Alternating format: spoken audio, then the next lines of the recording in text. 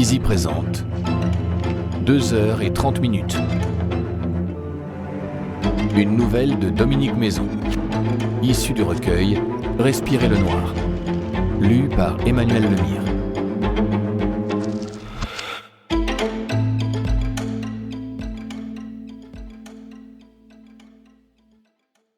« 5h30. Dans les salons de l'Élysée, la moquette est si épaisse qu'on n'entend pas les corps tomber. À cette heure où on attend encore que le jour se lève, celui de Thomas Altner s'effondre donc sans que personne ne le remarque. Pris de convulsions terribles, l'agent d'entretien se tend, comme sous l'emprise d'une électrocution. Il bave et laisse échapper une écume blanche qui coule le long de ses joues glabres. Peu à peu, ses soubresauts s'espacent et ses râles s'assourdissent. Il finit par reposer inerte sur le sol de cette salle inoccupée.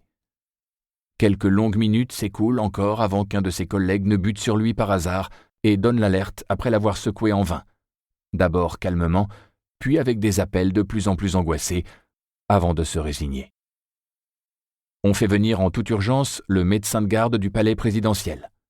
Et le verdict tombe.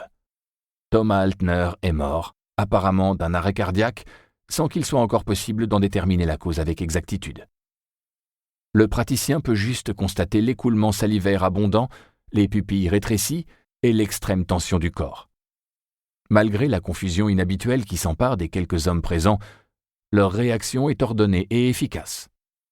Le décès étant survenu entre la bibliothèque et le salon bleu, l'aile est du palais présidentiel est isolée dans les minutes qui suivent et les activités d'entretien qui précèdent chaque journée cessent immédiatement.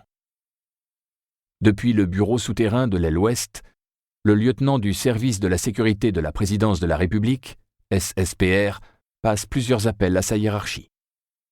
La nouvelle se diffuse en fractal et fait sonner les téléphones de dizaines de militaires et d'officiels bien avant l'heure habituelle de leur réveil. L'alarme est de taille. Un collaborateur du palais vient de décéder au rez-de-chaussée alors que le couple présidentiel dort à l'étage. Cette situation inédite doit être gérée avec célérité et dans la plus grande discrétion. 6h. Le drame agite le palais en silence, mais la cour d'honneur bruisse très vite d'une activité anormale pour cette heure. Une dizaine de véhicules et une... Nous espérons que vous avez apprécié cet aperçu.